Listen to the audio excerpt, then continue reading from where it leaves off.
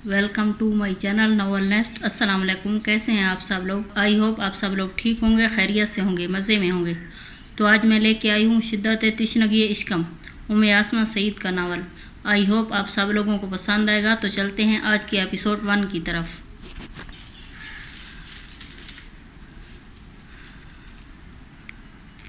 सूरज की किरणें फैलते ही गांव में हर तरफ चहल पहल दिखाई दे रही थी। एक तरफ सर्दियों की आमद थी और हल्की हल्की चलती हवा अपना अलग ही सुरूर दे रही थी, और इसी हवा में फूलों की भीनी भीनी खुशबू फैली हुई थी। उसी गांव में वसी पैमाने पे बना हुआ घर, जो हवेली से ज़रा कम लेकिन अपनी शान और शौकत में अलग ही बात रखता था, उसी घर में चहल पहल आज कुछ अलग सा नज़ारा पेश कर रही थी। उस घर में बने बावर्ची खाने में आज अलग अलग खानों की महक आ रही थी, और साथ ही बाहर मुलाजिमीन ने लोगों की कतारें बनाना शुरू कर दी थी। खानों की खुशबू और लोगों की सरगोशियों ने अंदर सोए नाज़ुक वजूद की नींद में खलल डाल दिया था। ये आज हमारे घर में क्या हो रहा है? अल्लाह करम करना। अपनी नींद से डूबे वजूद को समेटते हुए बेड की दूसरी तरफ से चादर को उठाते हुए अपने बिखरे बालों को उससे ढांपते हुए सरदार मीर हमज़ा की बेटी ने अपने कदम कमरे से बाहर रखा। असगर चाचा, ये शोर कैसा है? और ये इतनी सुबह सुबह कौन खाना बना रहा है? नूर फातिमा ने अपने सर पर ओढ़ी चादर को ठीक करते हुए चारों तरफ में देखा। नूर फातिमा बीबी, हमारी सुबह तो तहज्जुद के वक्त ही हो गई थी, जब मीर साईं ने गांव में कदम रखा था।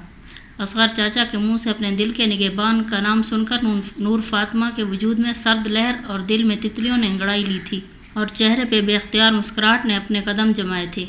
असगर चाचा की बात पे सर को एहतराम से झुकाते हुए नूर फातिमा हवा में उड़ने की मानद अपने दिल के निगहबान के कमरे की तरफ बढ़ी थी, और सामने ही मीर साईं के कमरे के दरवाजे का लॉक खुला देख के उसने शर्माते हुए अपनी चादर के कोने के दांतों तले दबाया था, और साथ ही अपना रुख बावर्ची खाने की तरफ किया था। छोटी बीबी आप? नूर फातिमा को देखते हुए उसकी ख़ास मुलाजमा आसिया बेअख्तार बोल पड़ी। वो आ गए हैं ना? नूर फातिमा ने आंखों में चमक लिए पूछा। जी बीबी, वो आ गए हैं। इसीलिए तो बड़े सरकार ने हमें उनकी पसंद का खाना बनाने को कहा है, और साथ ही बाहर लोगों के लिए नाश्ते का इंतज़ाम भी किया गया है। आसिया के मुंह से एक बार फिर मीर साईं का नाम सुन के नूर फातिमा के अंदर तक सुकून सरायत कर गया। हटो आसिया, हम नाश्ता बनाते हैं। आज हम अपने हाथों से मीर साईं के लिए नाश्ता बनाएंगे। उनको मकई की रोटी बहुत पसंद है, तो हम आज अपने हाथों से उनके लिए मकई की रोटी बनाएंगे। इतने महीनों के बाद ही तो उनका दीदार हो रहा है। नूर फातिमा मुलाजमा को पीछे करते हुए अपनी कमीज़ की आस्तीनों को ऊपर किया और अपने नाजुक हाथों से मकई की गोल गोल रोटियां बनाने लगी थी। पास खड़ी आसिया अपनी छोटी बीवी को इतना खुश देख के फूले नहीं समा रही थी। कुछ ही देर में नाश्ता तैयार हुआ तो नूर फातिमा ने बावर्ची खाने के कोने पे लगे छोटे से शीशे में अपने लाल होते चेहरे पर नज़र डाली। बड़ी सियाह आंखों में रात का फैला काजल, छोटी नाजुक नाक पे सिल्वर लौंग और गुलाबी होंठ, और चेहरे पे आई मोहब्बत की खुशी। खुद को ऐसी खुमार हालत में देखते हुए वो खुद एक पल के लिए शर्मा गई थी, और साथ ही अपने सर पे दुपट्टा ठीक करते हुए नाश्ते की ट्रे हाथ में पकड़ते हुए अपनी तेज़ होती दिल की धड़कनों के साथ एक एक कदम उठा रही थी। कमरे के पास आते ही नूर फातिमा ने अपने नाजुक उंगलियों के साथ दरवाजे पे दस्तक दी, लेकिन अंदर से आती खामोशी ने उसकी दिल की धड़कनों को मज़ीद बेतरतीब कर दिया था। मिलने की चाहत और देखने की जुस्तजू ने नूर फातिमा को सोचने पे मजबूर कर दिया था कि इस दरवाजे की चौखट को पार करना है, चाहे गुस्ताखी ही क्यों ना हो जाए। दस्तक वाले हाथ से ही दरवाज़ा खोलते ही नूर फातिमा ने जैसे ही कमरे में कदम रखा, कमरे से आती वही मीठी खुशबू जो उसकी नस नस में बसती थी, उसे महसूस करते हुए उसकी सांस रोक गई थी। लेकिन अगले ही लम्हे कमरे में अंधेरा पाकर उसकी उम्मीद की शमा वही मद्धम पड़ गई। नाश्ते की ट्रे को साइड टेबल पर रखते लाइट ऑन करते ही उसकी नज़र कमरे के चारों तरफ गई, और वो जान गई थी कि आज भी तस्कीन जान का दीदार नहीं हो पाएगा। दिल था कि बुझ गया था, और जान थी जो देखने को मचल रही थी। लेकिन दीदार यार अगर इतना आसान होता तो सोनी घड़े पे तैर कर दीदार यार के लिए ना जा पाती। बड़े सरकार रहम करें, मेरी बेटी पाक दामन है, उसका दामन साफ है। चेहरे पे आई सफ़ेद दाढ़ी और मैले कपड़ों के साथ वो शख्स सरदार मीर अकबर के पाँव पकड़े बैठा था। ना सरकार ना, ये झूठ बोल रहा है। इसकी बेटी ने मुंह काला किया है किसी गैर मर्द के साथ, और ये बच्चा भी उसी का है। अब मैं इसके साथ नहीं रह सकता, मेरी इज्जत गवारा नहीं करती। आखिर मैं अपने ख़ानदान का पढ़ा लिखा मैट्रिक पास फर्द हूँ, सब जानता हूँ। एक दरमियानी कद काट के आदमी ने बड़े फ़ख्र से अपना मुद्दा सामने रखा, जो अपनी बीवी पर किसी के साथ नाजायज़ ताल्लुकात रखने का दावा कर रहा था। سردار میر اکبر جسے پورا گاؤں بڑے سرکار کے نام سے جانتا تھا، گاؤں میں لگی پنچایت میں دونوں طرف کے مسائل سن رہا تھا۔ ایک طرف بوڑھا اور لاچار باپ جس نے کبھی اسکول کا منہ نہیں دیکھا تھا، اپنی بیٹی کو ساتھ لیے بیٹھا تھا، جس نے سر سے لے کر پاؤں تک اپنے بھاری وجود کو ایک بڑی سی چادر سے ڈھانپا ہوا تھا، تو دوسری طرف اس کا شوہر بڑے فخر کے ساتھ اپنی بیوی پہ الزام لگا رہا تھا۔ سردار میر اکبر کے گاؤں میں آج سے پہلے کبھی ایسا واقعہ نہیں پیش آیا تھا۔ سردار میر اکبر خود ایک نرم دل اور اپنے گاؤں کے لوگوں کا احساس کرنے والا انسان تھا۔ اس کے گاؤں کے مرد اپنی آنکھیں ہمیشہ نیچی رکھ کے چلتے تھے اور گاؤں کی باقی عورتوں کو وہی عزت دیتے تھے جو اپنے گھر کی عورتوں کو دیتے تھے۔ سارے مسئلے کو سن کر سردار میر اکبر سوچ میں پڑ گیا تھا۔ سردار کے یوں چپ ہونے پہ پنچایت میں بیٹھے سارے لوگ سرگوشی میں باتیں کرنے لگے۔ چپ ہو جاؤ سارے۔ سردار میر اکبر کی بلند آواز پہ ہر طرف خاموشی طاری ہو گئی تھی۔ وہ ابھی تک نہیں آیا کیا؟ سردار میر اکبر نے اپنے پاس کھڑے اپنے خاص بندے سے پوچھا۔ بڑے سرکار بس وہ آنے والے ہیں۔ لیں وہ آ گئے ہیں۔ پاس کھڑے شخص نے جیسے ہی کہا، سامنے سے ڈارک براؤن کلر کی شلوار قمیض پہنے، اوپر ڈارک براؤن کلر کی واسکٹ پہنے، چہرے پہ آئی سنجیدگی کے ساتھ موبائل کان کے ساتھ لگائے میر ارزال پاشا اسی پنچایت کی طرف آ رہا تھا۔ میر ارزال پاشا کو دیکھتے ہی جہاں وہاں بیٹھے ہر شخص کے چہرے پہ مسکراہٹ آ گئی تھی، وہیں وہ شخص ہاتھ باندھے کانپ رہا تھا۔ میرا شیر آ گیا؟ سردار میر اکبر نے آگے بڑھ کے میر ارزال پاشا کو گلے سے لگایا۔ کیا ہوا بڑے سرکار؟ کوئی خاص مسئلہ ہے پنچایت میں جو آپ اتنا پریشان لگ رہے ہیں؟ میر ارزال پاشا نے اپنے میٹھے لہجے کے ساتھ کہتے ہوئے سردار میر اکبر کے ساتھ چارپائی پہ بیٹھ گیا تھا۔ گاؤں میں جہاں ہر کوئی میر ارزال پاشا کی سحر انگیز شخصیت میں ڈوبا ہوا تھا، وہاں سب اس کے اخلاق اور اس کی میٹھی باتوں کے دیوانے تھے۔ بس بچے، مسئلہ ایسا ہے کہ سمجھ نہیں آ رہی کیا کروں۔ بڑا سوچا ہے، لیکن ڈر لگ رہا ہے کہ بات عورت ذات کی کردار کی ہے۔ مجھ سے غلط فیصلہ ہو گیا تو خود کو معاف نہیں کر پاؤں گا اور اللہ کو کیا جواب دوں گا۔ سردار میر اکبر کی بات پہ میر ارزال پاشا نے سب کی طرف دیکھا اور پھر زمین پہ بیٹھے بوڑھے شخص کو، جس کی آنکھوں میں آنسو نکل کے چہرے پہ اپنا نشان چھوڑ چکے تھے۔ آپ ایسے زمین پر کیوں بیٹھے ہیں؟ میر ارزال پاشا نے فوراً اٹھ کر اس شخص کو زمین سے اٹھا کر پاس پڑی چارپائی پہ بٹھایا جہاں اس کی بیٹی خود کو چھپا کے بیٹھی تھی۔ آپ مجھے بتائیں کیا ہوا؟ میر ارزال پاشا کے پوچھنے پہ اس بوڑھے شخص نے اپنی ساری دکھ بھری داستان سنائی تھی۔ تو یہ بات ہے، کس نے دیکھا اس کی بیوی کو کسی دوسرے مرد کے ساتھ؟ میر ارزال پاشا دوبارہ سردار میر اکبر کے پاس آ کے بیٹھ گیا تھا۔ میر ارزال پاشا کی بات پر سب پر خاموشی چھا گئی تھی۔ کسی میں اتنی جرأت نہیں تھی کہ وہ میر ارزال پاشا کے سامنے جھوٹ بول سکے۔ کوئی تو بول نہیں رہا۔ چلو تم ہی بتا دو اپنی بیوی کے بارے میں تمہاری بات سن کے ہی کوئی فیصلہ کروں گا۔ میر ارزال پاشا نے اپنی قمیض کے آستینوں کو فولڈ کرتے ہوئے کہا، میر صحیح میں سچ کہہ رہا ہوں۔ میری ہمسائی یہ جو سمیرہ ہے نا، اس نے بھی اپنی آنکھوں سے دیکھا ہے۔ اس سے پوچھ لیں۔ تو بھی بول۔ اس آدمی نے اپنی بات مکمل کرتے ہی پاس کھڑی سمیرہ کو کوہنی ماری۔ نہیں میر صحیح نہیں، ایسا کچھ نہیں ہے، یہ خود اس عورت کے ساتھ خراب ہے۔ میری بیٹی نے دیکھ لیا تو اسی پہ الزام لگا دیا۔ لڑکی کا باپ اپنی بیٹی پر ایک بار پھر الزام لگنے پہ تڑپ اٹھا تھا۔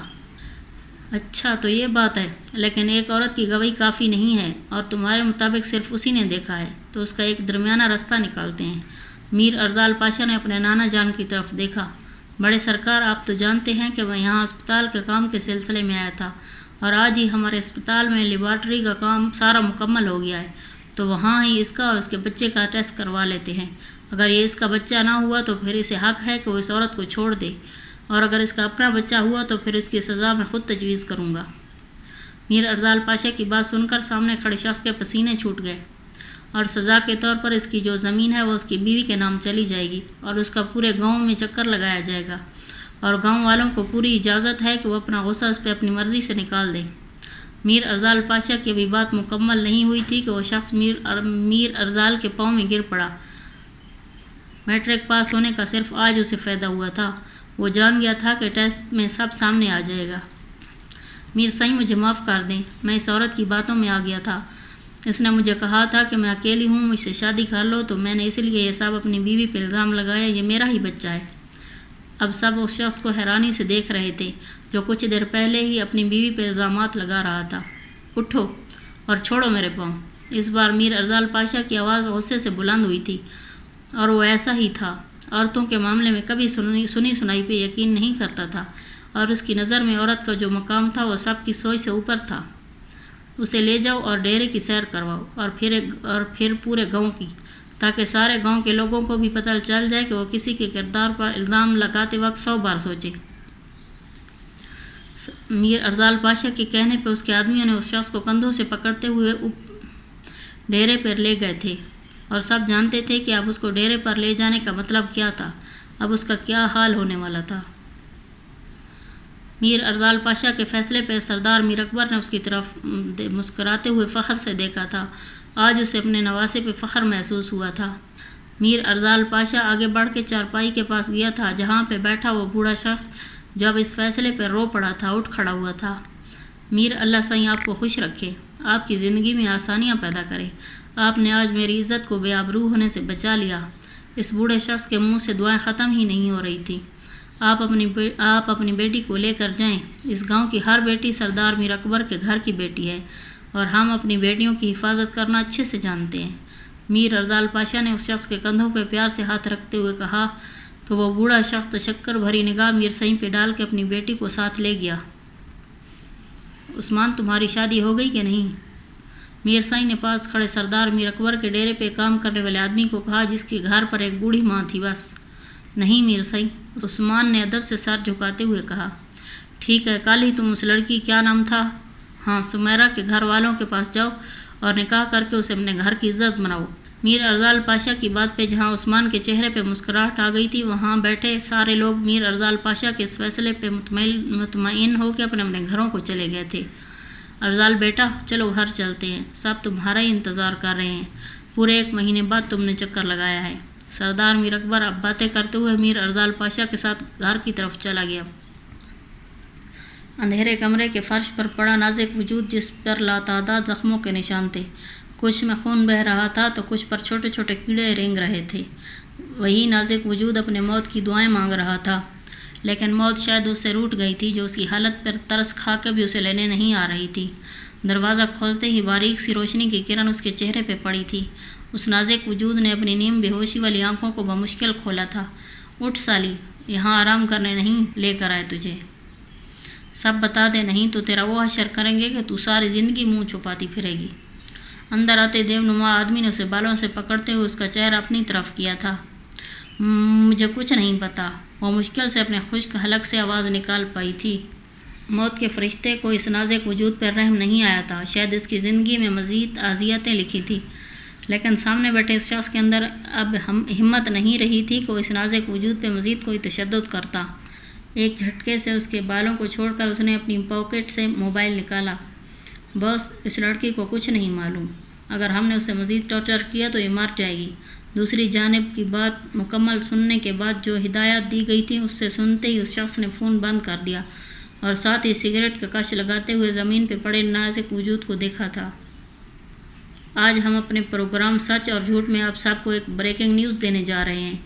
ہمارے ملک کی سیاسی پارٹی کے سربراہ راؤ شمیت کو آج ان کے گھر میں نظر بند کر دیا گیا ہے۔ جی تو ہم بتا رہے ہیں کہ ہمارے ملک کی سیاسی پارٹی کے رہنما کو آج ان کے گھر میں نظر بند کر دیا گیا ہے۔ یشلا شاہ کی آواز ہر گھر مارکیٹ مال میں لگے ٹی وی پر سنائی دے رہی تھی۔ کچھ لوگوں میں افراتفری مچ گئی تھی، کچھ لوگ اس کے نظر بند ہونے پہ شکر ادا کر رہے تھے۔ بریکنگ نیوز دینے کے بعد فوراً ہی یشلا شاہ نے مائک اتارا۔ چلو ہمیں فوراً راؤ شمیت کے گھر پہنچنا ہے۔ کمر تک آتے بالوں کو پونی میں قید کرتے ہوئے اپنے نازک ہونٹوں پہ لگی لپسٹک کو ٹشو صاف کرتے ہوئے اسٹالر کا گردن میں گول گھما کر ڈالتے ہوئے وہ اپنی ٹیم کو آواز دے رہی تھی۔ رکو مس یشلا، آپ وہاں نہیں جا سکتی۔ نیوز چینل کے CEO ملک ذیشان نے آ کر یشلا کو روکا۔ کیوں سر، میں کیوں نہیں جا سکتی؟ اس نے اپنی بڑی آنکھوں کو سکیڑتے ہوئے اپنے چینل کے CEO کو دیکھا۔ اور میں اس چینل کی سینئر صحافی ہوں تو میں کیوں نہیں جا سکتی؟ یشلا کا جوش ایک یکدم جھاگ کی طرح بیٹھ گیا تھا۔ اس لیے تو آپ نہیں جا سکتی، ہمیں آرڈر ہیں۔ ملک ذیشان جو لگ بھگ 30 سے 32 سال کا تھا یشلا شاہ کو آرڈر دیتے ہوئے اپنے کمرے کی طرف بڑھنے لگا۔ کیا مطلب سر؟ کس نے آرڈر دیا ہے؟ یشلا شاہ کی آنکھیں جو پہلے سکڑی ہوئی تھیں اب حیرت سے پھیل گئی تھیں۔ ملک ذیشان نے گردن موڑ کے یشلا شاہ کی طرف دیکھا اور اپنے منہ پہ زیپ کا اشارہ کرتے ہوئے آگے بڑھ گیا تھا۔ بڑے سرکار، اس سب کی کیا ضرورت تھی؟ میں بس اسپتال کے کاموں کو چیک کرنے آیا تھا، مجھے بس نکلنا ہے، میری بہت اہم میٹنگ ہے۔ میر ارزال بادشاہ نے گھر میں لگی چہل پہل کو دیکھتے ہوئے کہا، ارزال بیٹا، تم تو شہر کے ہو کر رہ گئے ہو، گاؤں کا رخ ہی نہیں کرتے۔ میری ہڈیوں میں اب جان نہیں رہی کہ میں اب یہ سب دیکھوں۔ میر مراد کا تو تمہیں پتہ ہے کہ اس نے جب سے ڈاکٹری کی ڈگری لی ہے وہ تو پرائے ملک کا ہو کے رہ گیا ہے۔ سردار میر اکبر نے رنجیدہ لہجے کے ساتھ کہا، بڑے سرکار آپ۔ ابھی میر ارزال پاشا کچھ کہتا گھر کے لاؤنج میں تہمینہ بیگم داخل ہوئیں۔ میرا بیٹا آ گیا؟ تہمینہ بیگم نے آگے بڑھتے ہوئے اپنے اکلوتے بیٹے کو گلے سے لگایا تھا۔ شوہر کے فوت ہونے کے بعد تہمینہ بیگم کا واحد سہارا میر ارزال پاشا تھا۔ السلام علیکم ماں جی، میر ارزال پاشا نے اپنی ماں کے گلے لگتے ہوئے کہا۔ کہاں جانے کی بات کر رہے ہو تم؟ آج سارا دن میں تمہیں کہیں نہ جانے دوں گی۔ پہلے چل کے میرے ہاتھ سے ناشتہ کرو، اس کے بعد تمہارے بابا جان کے گھر بھی جانا ہے۔ کافی دن ہو گئے ہیں وہاں نہیں گئے۔ میں اکیلی نہیں جا سکتی، اب آئے ہو تو ساتھ میں چکر لگاتے ہیں۔ تہمینہ بیگم نے اپنا حکم جیسے صادر کیا۔ میر ارزال پاشا نے ایک گہرا سانس لیتے ہوئے ہتھیار ڈال دیے تھے۔ ماں ایک واحد ہستی تھی جس کے آگے میر ارزال پاشا دوسری کوئی بات نہیں کر پاتا تھا۔ جیسا آپ کہیں۔ میر ارزال کی بات پہ پاس بیٹھے سردار میر اکبر کے چہرے پہ مسکراہٹ آ گئی تھی۔ عجیب لوگ ہیں، جہاں مجھے جانا چاہیے وہاں مجھے جانے نہیں دیتے۔ یشلا شاہ غصے سے اپنے ہاتھوں کی چھوٹی چھوٹی انگلیوں کو مروڑ رہی تھی۔ ویسے مس یشلا، مجھے لگتا ہے کہ وہ آپ کو اس لیے نہیں جانے دے رہے کہ وہاں پہلے سے رش ہے، تو کہیں آپ گم نہ ہو جائیں۔ پاس بیٹھے یشلا شاہ کے اسسٹنٹ رضوان نے جیسے کہا۔ یشلا نے غصے سے اپنے پاس رکھی فائل اس کے سر پہ دے ماری۔ مس یشلا، مجھے کیوں مار رہی ہیں؟ سب آفس میں ایسا ہی کہہ رہے تھے۔ رضوان نے اپنا کندھا مسلتے ہوئے کہا۔ آج کے بعد اگر کسی نے مجھے ایسا کہا تو مجھ سے برا کوئی نہیں ہوگا، سب کو جا کر بتا دو۔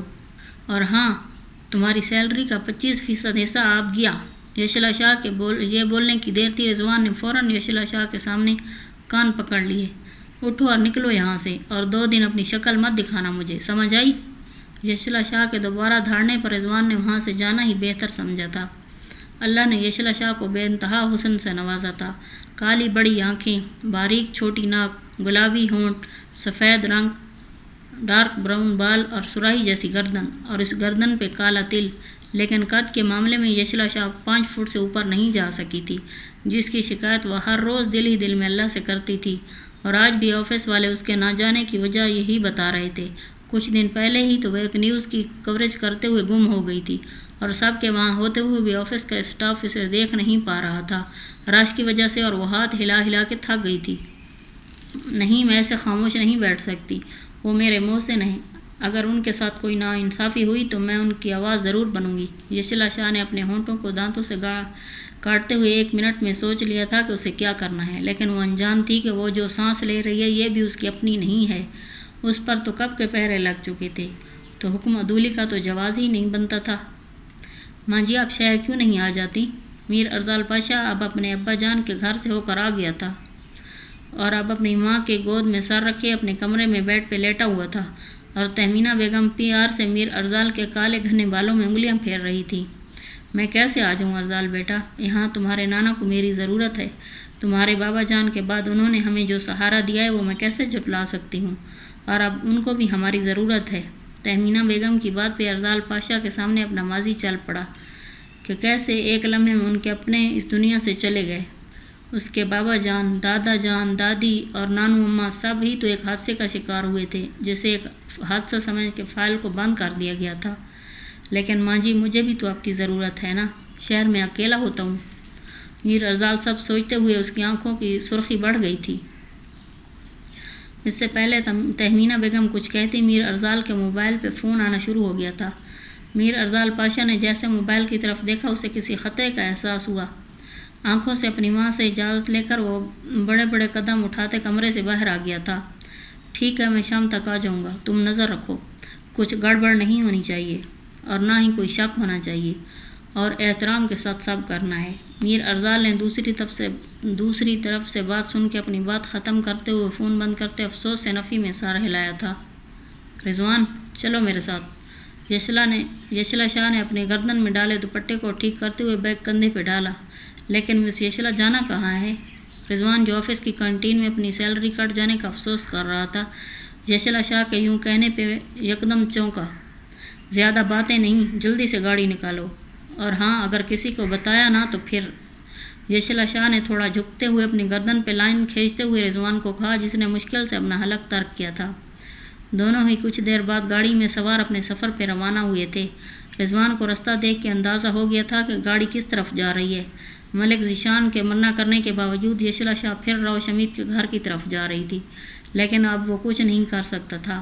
ایک گہری سانس کے ساتھ وہ بس گاڑی ڈرائیو کرنے پر ہی توجہ دے رہا تھا، جب سامنے سے بلیک پراڈو آ کر روکی، اور ساتھ ہی یشلا شاہ کی گاڑی ایک جھٹکے کے ساتھ رکی تھی۔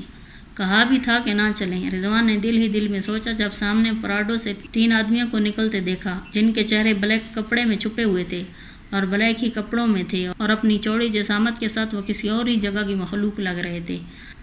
یشلا شاہ نے ان لوگوں کو دیکھتے ہوئے جیسے ہی پیچھے کی طرف گردن موڑ کے دیکھا تو اس کی گاڑی کے پیچھے بھی ایک اور بلیک پراڈو کھڑی تھی، اور ساتھ سیم حلیے کے 3 لوگ کھڑے تھے۔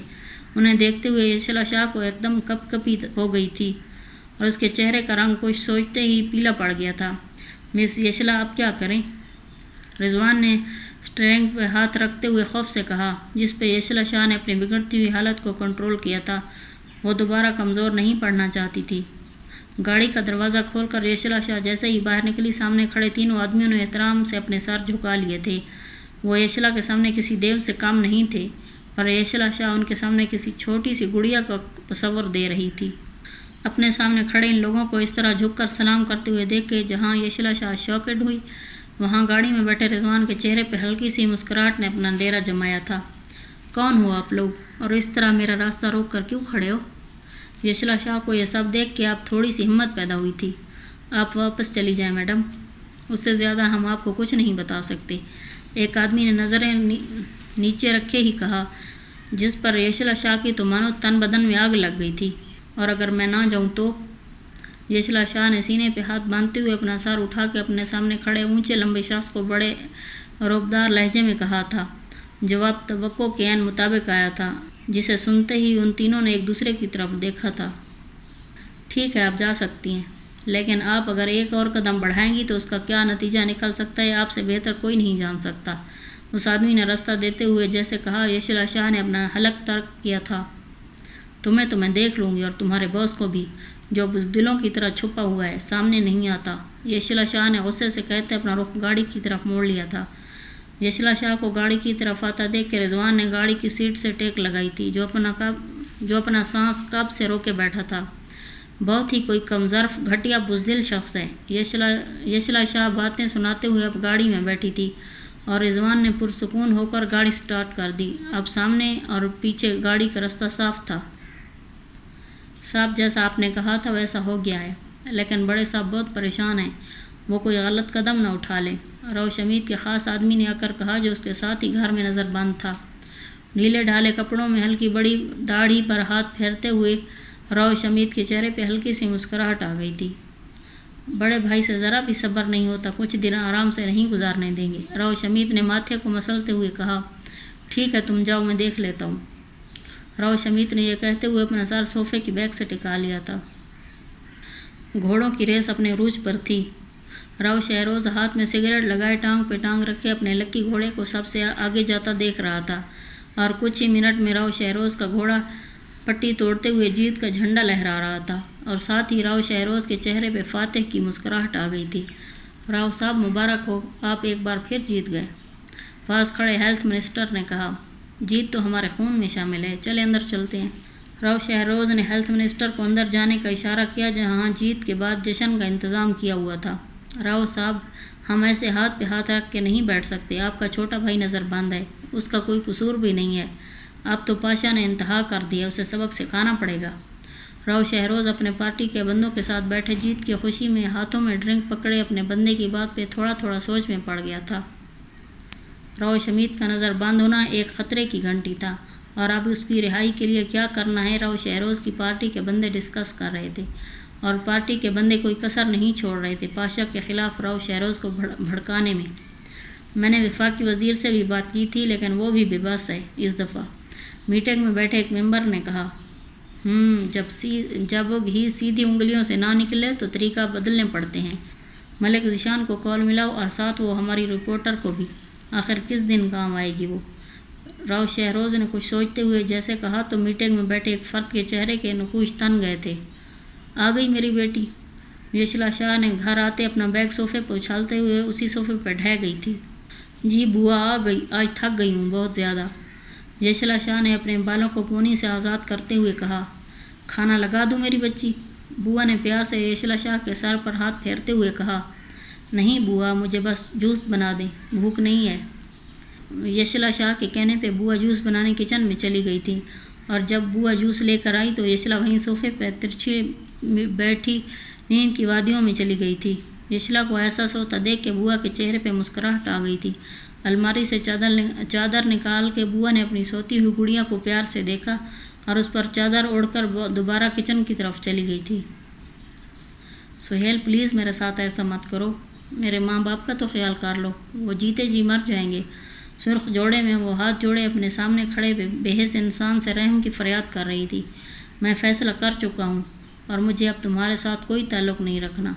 मैं तुम्हें अभी इसी वक्त तलाक देता हूँ। सुहेल की आवाज़ सुन के जहाँ इस नाज़ुक वजूद ने खौफ से कानों पे हाथ रखते हुए चीख मारी थी, वही सोफे पे लेटी यशला शाह पसीने से तर घबराहट का शिकार होते हुए काँप रही थी। वक्त गुजर जाता है और लगे ज़ख्म भर जाने के बावजूद अपने निशान छोड़ जाते हैं और तल्ख़ हकीकतों का जाल ऐसा जाल होता है जो इंसान का साया बनकर उसका साथ सारी ज़िंदगी देता है। यशला शाह भी कुछ ऐसी ही तल्ख़ हकीकतों को छुपाए बैठी थी। यशला उठो, कोई ख्वाब देख रही हो क्या? सानिया जो यशला की कॉलेज फ्रेंड थी और पेशे के लिहाज से हाई स्कूल की एक टीचर थी, उससे मिलने आई थी। लेकिन यशला को यूं कांपते और पसीना से भीगे देख के उसने झंझोड़ कर यशला शाह को उठाया था। क्या हुआ? यशला ने यकदम आंखें खोलते हुए अपने नाज़ुक वजूद पे हाथ फेरते हुए अपने हाल में मौजूदगी का एहसास किया था। क्या हुआ यशला, फिर से ख्वाब आ रहे हैं तुम्हें? सानिया के चेहरे पर अब परेशानी के आसार थे। वो अपनी जान से प्यारी दोस्त को इस हाल में देख के तड़प जाती थी। हाँ नहीं, वो बस। यशला ने जैसे कुछ कहने के लिए सर उठाया था, सामने से बुआ को आता देख के वो खामोश हो गई थी। अपने चेहरे पे आए पसीने को अपने दाएं हाथ के पुश से साफ करते हुए उसने गहरी सांस ली थी। सानिया बेटी, अच्छा हुआ तुम आ गई हो, देखो कितनी कमज़ोर हो गई है। इसे समझाया करो काम के साथ अपनी सेहत का भी ख्याल रखे। बुआ ने आते ही रिवायती तरीक़ों से यशला शाह की शिकायतें लगाना शुरू कर दी थी।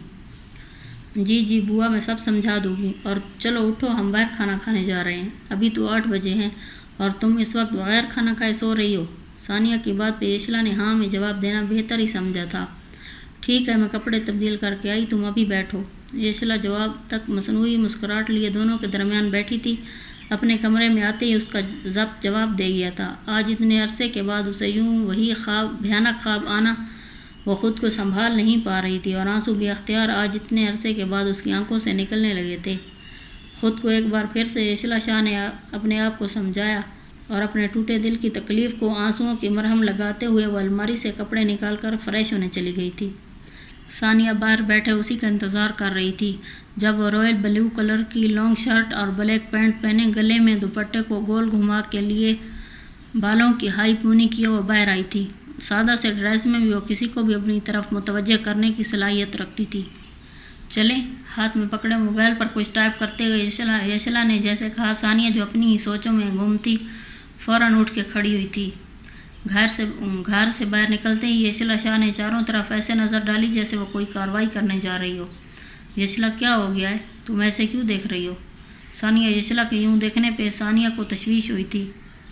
तुम्हें नहीं पता सानिया, मुझे ऐसा लगता है कोई मुझ पर नज़र रख रहा है। मेरी हर एक हरकत का उसे पता है।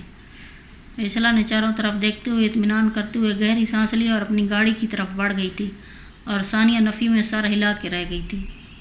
लेकिन जैसे ही यशला शाह गाड़ी स्टार्ट करके मेन रोड पे आई, वहाँ पहले से खड़ी वाइट प्राडो ने हमेशा की तरह उसका साथ नहीं छोड़ा था। बड़े मामू और ममानी कब तक आ जाएंगे? अरजाल पाशा ने अपनी घड़ी का लॉक बंद करते हुए तहमीना बेगम से पूछा, जो अब शहर जाने की तैयारी कर रहा था। अगले हफ्ते आ जाएंगे। मुराद भी उनके साथ ही आएगा, कह रहा था कि अरजाल के अस्पताल में अब काम करेगा। तहमीना बेगम ने अपने सामने खड़े अपने बेटे की नज़र उतारते हुए कहा, जो सफ़ेद शलवार कमीज़ में चेहरे पे मुस्कुराहट लिए हल्की दाढ़ी को शीशे के सामने खड़े सेट करते हुए अपनी माँ की बात सुन रहा था। अच्छी बात है कि वो आ जाएगा। बड़े सरकार भी काफ़ी परेशान हैं, उसके आ जाने से वो भी मुतमईन हो जाएंगे। ارزال نے کہتے ہوئے اپنی واسکٹ الماری سے نکالتے ہوئے اپنی ماں کی طرف دیکھا، جو اس کی بات کا جواب دینے کی بجائے کسی گہری سوچ میں گم تھی۔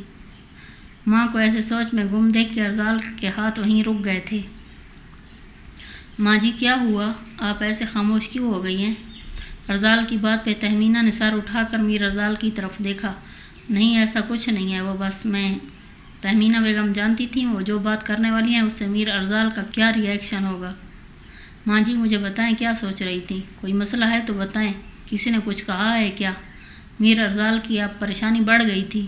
اس نے اپنے دونوں ہاتھوں میں اپنی ماں کے ہاتھ پکڑتے ہوئے کہا، وہ بس میں یہ چاہ رہی تھی کہ تم شادی… تہمینہ بیگم کہتے ہوئے رک گئی تھی، اور دوسری طرف میر ارزال کا رکا ہوا سانس بحال ہوا تھا۔ میر ارزال 35 کو کراس کر رہا تھا اور اب اس کی ماں اس کی اس تنہائی سے مزید پریشان ہو گئی تھی۔ ماں جی آپ بھی نا، آپ کو کتنی بار کہا ہے جب مجھے شادی کرنی ہوگی تب آپ کو پوچھنے کی ضرورت بھی نہیں پڑے گی۔ میر ارزال نے تہمینہ بیگم کے ہاتھ کی پشت پہ بوسہ دیا اور دوبارہ واسکٹ پہنتے ہوئے ان کی طرف متوجہ ہوا، جو اب بے بسی سی کھڑی تھیں۔ پچھلے 4 سالوں سے وہ میر ارزال پاشا کے منہ سے یہی بات سن رہی تھی، اور اب بھی یہی سن کر وہ ایک مسکراہٹ کے سوا میر ارزال پاشا کو کچھ نہیں کہہ سکی تھی۔ میں اب چلتا ہوں، بڑے سرکار سے مل آیا تھا، اب اگلے ہفتے آؤں گا جب بڑے ماموں آ جائیں گے۔ میر ارزال نے ٹیبل سے موبائل پکڑتے ہوئے اپنے قدم جیسے ہی باہر کی طرف کیے، باہر دروازے کے ساتھ کان لگائے کھڑی آسیہ فوراً پیچھے ہٹتے ہوئے نور فاطمہ کے کمرے کی طرف بھاگی تھی۔ میر ارزال کمرے سے نکلتے ہوئے اپنی گاڑی کی طرف جا رہے تھے۔ میر سائیں، میر ارزال پاشا نے جیسے ہی باہر گیٹ کی طرف جاتے ہوئے اپنا رخ اپنی گاڑی کی طرف کیا، پیچھے سے آتی نور فاطمہ کی آواز پہ اس کے قدم وہیں رک گئے تھے۔ میر ارزال اپنی لاکھ کوشش کرتا تھا کہ وہ نور فاطمہ کے سامنے مت جائے، اس کی آنکھوں میں اور اس کے رویے میں وہ کچھ دیکھ چکا تھا اور محسوس کر چکا تھا جو ہونا ناممکن تھا، لیکن میر ارزال کی لاکھ کوششوں کے باوجود نور فاطمہ کوئی کسر نہیں چھوڑتی تھی اس کے سامنے آنے کی۔ میر سائیں یہ آپ کے لیے میں نے اپنے ہاتھوں سے بنایا ہے، آپ اسے ساتھ لے جائیں۔ نور فاطمہ نے دھڑکتے دل کے ساتھ جیسے کہا۔ میر ارزال پاشا نے گہری سانس لی، پشت ابھی بھی نور فاطمہ کی طرف ہی تھی۔ آسیہ میری گاڑی میں رکھوا دو، میر ارزال پاشا نے جیسے کہا۔ نور فاطمہ کے ساتھ کھڑی آسیہ کی آنکھیں حیرت سے باہر آ گئی تھیں، وہ سمجھ نہیں پا رہی تھی کہ میر سائیں کو کیسے پتا کہ وہ بھی ساتھ کھڑی ہے۔ میر ارزال یہ کہتے ہوئے اپنی گاڑی کی طرف چلے گئے تھے، جہاں میر ارزال کا خاص آدمی جاوید گاڑی کا دروازہ کھولے کھڑا تھا۔ میر ارزال کے جواب پہ نور فاطمہ کے اندر کچھ چھن سے ٹوٹا تھا۔ آج سارا دن انتظار کرنے کے بعد بھی اسے دیدار یار نصیب نہیں ہوا تھا۔ آنکھوں میں نمی لیے ہوئے ہاتھوں میں پکڑے باکس کو آسیہ کو پکڑاتے ہوئے دوپٹے کے کونے کو دانتوں تلے دباتے ہوئے اپنی آنکھوں میں آئی نمی کو بمشکل روکتے ہوئے وہ بھاگتی ہوئی اپنے کمرے کی طرف چلی گئی تھی۔ آسیہ نے اپنی چھوٹی بیوی کو اس حالت میں دیکھ کر دکھ سے میر ارزال پاشا کو دیکھا تھا، جو اسی کا انتظار کر رہے تھے۔ کتنے ظالم ہیں میر سائیں، میری پیاری بیوی جی پر ان کو ذرا بھی رحم نہیں آتا۔ آسیہ منہ میں بڑبڑاتے ہوئے جاوید کے ہاتھ میں وہ بکس تھما دیا تھا، وہ بھی چہرے پہ سنجیدگی لیے آسیہ کے منہ سے نکلنے والے الفاظ کو سننے کی ناکام کوشش کر رہا تھا۔ لیکن راؤ شہروز ایسا کرنا ٹھیک نہیں ہے، اگر راؤ شمید صاحب کو پتہ چل گیا تو وہ مجھے کہیں کا نہیں چھوڑیں گے۔ راؤ شہروز جو ملک ذیشان اور یشلا شاہ کو اپنے گھر بلانے کا سوچ رہا تھا، آج خود اس کے آفس میں اس کے ساتھ بیٹھا تھا، اور راؤ شہروز کی بات سن کے ملک ذیشان نے کچھ سوچتے ہوئے کہا، راؤ شمید کی تم فکر مت کرو، میں اسے سمجھا دوں گا۔ ویسے بھی وہ نظر بند ہے تو اسے باہر نکالنے کے لیے کچھ تو کرنا ہوگا نا، اور وہ لڑکی ابھی تک آئی کیوں نہیں؟ راؤ شہروز نے گھڑی پہ ٹائم دیکھتے ہوئے کہا، جو اس کے نیوز چینل میں اس کے آفس میں بیٹھا تھا، اور باہر سارا سٹاف بے چین اور سرگوشیوں میں مصروف تھا، کیونکہ راؤ شہروز کا یوں یہاں آنا کوئی عام بات نہیں تھی۔ کیا ہوا، آپ سب یوں کیوں سہمے ہوئے بیٹھے ہیں؟ یشلا شاہ نے آفس کے اندر قدم رکھتے ہی سب کے چہروں کو دیکھتے ہوئے کہا۔ مس یشلا جلدی سے اندر آ جائیں، باس اور راؤ شہروز صاحب آپ کا انتظار کر رہے ہیں۔ رضوان جو کافی دیر سے یشلا کا انتظار کر رہا تھا، اس کے آتے ہی اس نے کہا، شہروز صاحب آئے ہیں۔ یشلا بھی تھوڑا شاکڈ ہوئی تھی، اس کے نیوز چینل پہ آج تک راؤ شہروز نے قدم نہیں رکھا تھا، اس چینل کی بنیاد راؤ شمید نے رکھی تھی۔ ٹھیک ہے، میں جاتی ہوں، یشلا یہ کہہ کر اپنا بیگ وہیں رضوان کے پاس رکھ کے اندر چلی گئی تھی۔ یشلا شاہ نے جیسے ہی اجازت لے کر ملک ذیشان کے کمرے کا دروازہ کھولا، جو شیشے کا بنا ہوا تھا، جہاں اندر اور باہر سے صاف دکھائی دیتا تھا۔ یشلا شاہ نے جیسے ہی کمرے کے اندر قدم رکھا، راؤ شہروز نے یشلا کو سر سے لے کر پاؤں تک دیکھا تھا، اور اس کی آنکھوں میں ایک عجیب سی چمک ابھر آئی تھی۔ اس کی آنکھوں کے سامنے بہت کچھ چل پڑا تھا جسے وہ نہ چاہتے ہوئے بھی جھٹک نہیں سکا تھا۔ باس آپ نے بلایا تھا؟ یشلا شاہ کے یوں کہنے پہ ملک ذیشان نے یشلا شاہ کو سامنے کرسی پہ بیٹھنے کا کہا اور ایک پیپر یشلا شاہ کے سامنے رکھ دیا، جسے پڑھتے ہی یشلا کی آنکھیں پھیل گئی تھیں اور ملک ذیشان دل ہی دل میں دعا کر رہا تھا کہ یشلا شاہ انکار کر دے، لیکن آج اتنے دنوں کے بعد ہی تو اس کے ہاتھ میں اپنا بدلہ چکانے کا وقت آیا تھا۔ وہ جو پچھلے 2 سالوں سے میر ارزال پاشا کے گھر کے چکر لگا رہی تھی ایک انٹرویو کے لیے، اور جس طرح اسے دھتکار دیا جاتا تھا، وہ اچھے سے جانتی تھی۔ اپنی اتنی انسلٹ کے باوجود وہ سب برداشت کر جاتی تھی، اور میر ارزال پاشا کے انٹرویو کا بھی روش حمیت نے ہی کہا تھا، اور اس کے لیے اب یہ کام ایک فرض ہو گیا تھا۔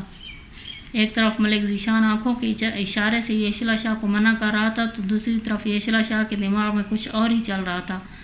وہ جانتی تھی کہ اس کے سر پر روش حمید کا ہاتھ ہے، لیکن وہ نہیں جانتی تھی کہ یہ چال ہے وہ بھی روش شہروز کی، اور بہت جلد اس کی یہ خوش فہمی بھی دور ہونے والی تھی۔ میں یہ نیوز ضرور دوں گی۔ یشلا شاہ کے جواب پر ملک ذیشان نے اپنی آنکھیں میچتے ہوئے افسوس سے نفی میں سر ہلایا تھا۔ جہاں ملک ذیشان کو افسوس ہوا تھا، وہاں روش شہروز کے چہرے پہ شاطرانہ مسکراہٹ آ گئی تھی۔ یشلا شاہ کی رضامندی کے ساتھ ہی آدھے گھنٹے میں یہ خبر پورے ٹی وی چینل پر ایک بریکنگ نیوز کی طرح پھیل رہی تھی۔ میر سائیں، آپ نے آج ٹی وی پہ دیکھا ہے؟ جاوید، جو شکل و صورت اور جسامت میں باڈی بلڈر سے کم نہیں تھا، اس کے چہرے کا رنگ آج بھی اڑا ہوا تھا۔ میر ارزال پاشا، جو ناشتہ کرنے کے بعد اپنے کچھ آفس کی فائلوں کو چیک کرنے میں مصروف تھا، جاوید کی حالت اور اس کی شکل دیکھ کے میر ارزال پاشا کو بھی کچھ برا ہونے کا خدشہ ہوا تھا۔ نہیں، کیوں، کیا ہوا؟ میر ارزال پاشا کی بات پہ جاوید نے خاموشی اختیار کرتے ہوئے کمرے کا ٹی وی آن کر دیا تھا۔ آج یشلا شاہ آپ کو ایسی خبر دینے والی ہے جس کو سن کے آپ بھی یقین نہیں کر پائیں گے۔ ہماری جانی مانی شخصیت، جن کا نام دنیا کے مشہور بزنس مین میں ہوتا ہے، جنہوں نے سیاست میں نیا قدم رکھا ہے، وہ سیاست میں آنے سے پہلے ہی کسی کے پیار میں گرفتار ہو گئے ہیں، اور وہ کوئی اور نہیں، مشہور ماڈل اور ایکٹر ہیں جس کے تعلقات بڑی بڑی شخصیات سے ہیں۔ آپ جانتے ہیں کہ ہمارے ملک کی بڑی بڑی شخصیات کون ہیں؟ اور سب سے اہم بات، اس بات کا اعتراف ہماری ماڈل نے خود کیا ہے کہ وہ دونوں ریلیشن میں ہیں۔ کیا ہمیں یہ زیب دیتا ہے کہ ہمارے سیاستدان اپنی عیاشی میں اس حد تک چلے جائیں کہ وہ عورت کو سیڑھی بنا کے سیاست میں قدم رکھیں؟ اس سب پہ آپ کی کیا رائے ہے؟ ہمارے آفیشیل ویب سائٹ پہ لازمی بتائیں۔ یشلا شاہ کی آواز جہاں میر ارزال پاشا کے کانوں میں سیسا بن کر جا رہی تھی، وہیں دوسری طرف صوفے پہ ٹانگ پہ ٹانگ جمائے ہاتھ میں ڈرنک کا گلاس پکڑے اپنی دائیں جانب بیٹھی اسی ماڈل کی باہوں میں روش شہروز کا قہقہ بلند ہوا تھا۔ میر ارزال پاشا کے لیے یہ خبر کسی طوفان سے کم نہیں تھی۔ بات اس کے کردار کی تھی، جس کا ماضی اور حال شفاف آئینہ کی طرح تھا۔ آج اس کے کردار پر انگلی اٹھائی جا رہی تھی۔ میر ارزال پاشا کی رگیں تن گئی تھیں اور آنکھوں میں سرخی پھیل گئی تھی۔ جاوید، اس خبر کا پرنٹ نکالو۔ میر ارزال پاشا نے مشکل سے اپنے غصے پر قابو پاتے ہوئے کہا۔ وہ غصے میں معاملے کو مزید بگاڑنا نہیں چاہتا تھا، اور وہ یہ بھی جانتا تھا کہ یہ سب حرکت کس نے کی ہے اور اس کے پیچھے کون تھا۔ جاوید حکم ملتے ہی جلدی سے پرنٹ نکال کے گاڑی کی طرف بڑھ گیا تھا۔ نیوز جنگل میں آگ کی طرح پھیل رہی تھی اور ملک ذیشان سر پکڑ کر بیٹھا ہوا تھا۔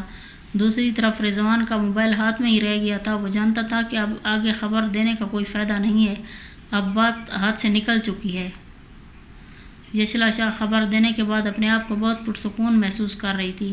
آج اس نے اپنی تذلیل کا بدلہ چکا دیا تھا، لیکن اب جو ہونے والا تھا وہ اس کی سوچ سے بھی کہیں دور تھا۔ گاڑی میں بیٹھے میر ارزال پاشا کی رگیں ابھی تک غصے سے پھولی ہوئی تھیں۔ جاوید بار بار بیک مرر سے میر ارزال پاشا کو دیکھ رہا تھا۔ وہ جانتا تھا کہ انہیں غصہ نہیں آتا، اور جب بھی آتا ہے تو پھر باقی کچھ نہیں رہتا۔ میر سائیں، وہ آپ کیا سچ میں ملنا چاہیں گے مس یشلا شاہ سے؟ جاوید نے ہمت کر کے آخر پوچھ ہی لیا تھا۔ جاوید کی بات پہ میر ارزال نے اپنی سرخ ہوتی آنکھوں سے جاوید کو دیکھا، جیسے ہی اس کی اگلی سانس کو روک دے گا، لیکن ایک ہی سیکنڈ لگا تھا میر ارزال پاشا کے تنے ہوئے نقوش کو ڈھیلا پڑنے میں، جاوید کے منہ سے یشلا شاہ کا نام سن کر۔ کیوں، اس سے ملنے کے لیے مجھے ٹائم لینا پڑے گا؟ میر ارزال پاشا نے جیسے کہا۔ جاوید نے اپنا حلق ترک کیا تھا۔ نہیں، میرا وہ مطلب نہیں تھا۔ معافی چاہتا ہوں۔ جاوید اپنا کام کر گیا تھا۔ جس بات کو وہ میر ارزال کے سامنے نہیں رکھنا چاہتا تھا وہ ہو گیا تھا۔ اب اسے آگے مزید بولنے کی ضرورت نہیں تھی۔ دونوں کی بات ختم ہونے کے بعد گاڑی میں پھر سے خاموشی چھا گئی تھی۔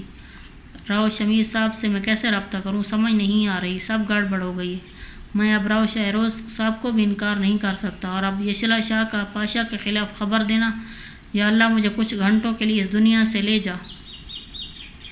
ملک ذیشان اپنے کمرے میں ٹہلتے ہوئے آنے والے وقت کو سوچ سوچ کر پریشان ہو رہا تھا کہ یک دم پورے آفس میں آتی باتوں کی آوازیں اور فون کی گھنٹیاں بند ہو گئی تھیں، جیسے کسی نے اپنا سحر پھونک دیا ہو، سب کو مجسمہ بنا دیا ہو۔ سب جس حالت میں تھے وہی منہ کھلا، آنکھیں پھیلی کے ساتھ لفٹ سے اندر آتے ہوئے میر ارزال پاشا کو دیکھ رہے تھے، جو بلیک کلر کی شلوار قمیض اور بلیک کلر کی ہی واسکٹ پہنے، آنکھوں پہ ڈارک براؤن کلر کے گلاسز لگائے سب کے دلوں کو دھڑکنے کے لیے مجبور کر رہا تھا۔ مس یشلا شاہ کا آفس کہاں ہے؟ میر ارزال پاشا نے آنکھوں سے گلاسز اتارتے ہوئے غصے میں بھی میٹھی آواز میں کہا، تو میر ارزال پاشا کی بات سن کر وہاں کھڑی سب لڑکیوں نے اپنے دلوں پر ہاتھ رکھ لیا تھا۔ میں نے پوچھا کہ مس یشلا شاہ کا روم کہاں ہے؟ تھوڑا اونچا لیکن تمیز کے دائرے میں رہ کر دوبارہ پوچھا گیا تھا۔ وہ وہاں، ایک لڑکی نے آنکھیں جھپکائے بغیر ہی ہاتھ کا اشارہ کیا تھا، اور میر ارزال پاشا اسی سمت چلا گیا تھا۔ سامنے اپنے روم میں کھڑا ملک ذیشان میر ارزال پاشا کو اپنے آفس میں دیکھ کر وہیں کرسی پہ ڈھہ گیا تھا۔ آپ اپنا منہ بند کر سکتی ہیں؟ پیچھے آتے جاوید نے سکتے میں کھڑی لڑکی کو کہا، جو ہاتھ میں فائل پکڑے میر ارزال پاشا کو ہی دیکھ رہی تھی۔ میر ارزال پاشا جیسے ہی یشلا شاہ کے روم میں دروازہ کھول کر اندر گیا، پیچھے سکتے میں کھڑے بیٹھے لوگوں کو ہوش آیا تھا۔ جاوید میر ارزال پاشا کے پیچھے چلتا ہوا یشلا شاہ کے روم کے باہر کھڑا ہو کر ہال میں بیٹھے لڑکیوں کے ساتھ ساتھ لڑکوں کی بھی حالت دیکھ رہا تھا۔ تب جاوید کو سمجھ آئی تھی کہ میر ارزال پاشا کسی کو انٹرویو کیوں نہیں دیتا تھا، اور میڈیا کو صرف 2 لوگوں کے سوا کسی کو اس کے گھر آ کر کسی مسئلے پر بات کرنے کی اجازت تھی، بس۔ یشلا کے روم کا دروازہ کھول کر میر ارزال پاشا نے کمرے کے چاروں طرف نظر دوڑائی، لیکن اسے یشلا شاہ کہیں نظر نہیں آئی تھی۔ میر ارزال پاشا چلتا ہوا جیسے ٹیبل کے پاس آیا، اسے ٹیبل کے کونے پر 3 نازک انگلیاں نظر آئی تھیں، جسے دیکھتے ہی میر ارزال پاشا ایک قدم اور آگے بڑھا تھا۔ یہ خبر آپ نے نشر کی تھی؟ سب جانتے ہوئے بھی میر ارزال پاشا نے انجان بننے کی کوشش کی تھی۔ وہ جو اپنے روم میں ٹیبل کے پاس زمین پر گھٹنوں کے بل بیٹھی دراز سے کچھ پیپر ڈھونڈنے کی کوشش کر رہی تھی، اس کی کانوں میں پڑی وہی گمبھیر آواز جسے وہ ہر روز کسی نہ کسی ٹی وی چینل پر سنتی تھی، لیکن آج اس میں کافی کراہت تھی۔ آواز کو سنتے ہی اس نے وہیں زمین پہ بیٹھی ٹیبل سے اپنا سر تھوڑا اوپر کرتے ہوئے سامنے کھڑے اس دجال کو دیکھا تھا، جسے دیکھنے کی اس نے قیامت سے پہلے کبھی خواہش نہیں کی تھی، اور نہ ہی وہ یہ سوچ کر بیٹھی تھی کہ اس کی نیوز کا اتنی جلدی رسپانس بھی آ جائے گا۔ بہادر بننے والی یشلا شاہ اب سامنے میر ارزال پاشا کو دیکھ کر اپنے ہونٹوں کو کاٹنے لگی تھی۔ یہ یہاں کیوں آئے؟ اپنی موت کو سامنے دیکھ کر اس کا سانس وہیں رک گیا تھا۔ فوراً سے پہلے دل پہ ہاتھ رکھا گیا تھا جو بے اختیار دھڑک رہا تھا۔ باس نے کہا بھی تھا مجھ سے کہ نہ پنگا لینا، لیکن میں نے لے لیا پنگا، اب کیا کروں؟ دانتوں تلے اپنی انگلی دبائے وہ انہی سوچوں میں گم تھی کہ وہی کرخت اور گمبھیر آواز اس کی سماعت سے دوبارہ ٹکرائی تھی۔ یشلا شاہ آپ ہی ہیں نا؟ تصدیق کے لیے دوبارہ پوچھا گیا تھا۔ اب آپ باہر آئیں گی یا مجھے آپ کے پاس آنا پڑے گا؟ لفظوں کو دبا کر کہا گیا تھا، آواز میں صدیوں کا قرب تھا، جسے سنتے ہی اس نازک صنف پر تو جیسے کلمہ پڑھنا واجب ہو گیا تھا۔ اس سے پہلے کہ وہ کچھ سوچتی، اس کی آنکھوں نے اپنے سامنے بلیک کلر کی پشاوری چپل کو دیکھا، جس کی چمک بلب کی روشنی میں واضح ہو رہی تھی۔ چلیں جی، آپ بتائیں آپ کو ناول کیسا لگا؟ مجھے تو بہت اچھا لگا۔ تو ملتے ہیں نیکسٹ ایپیسوڈ میں۔ اللہ حافظ۔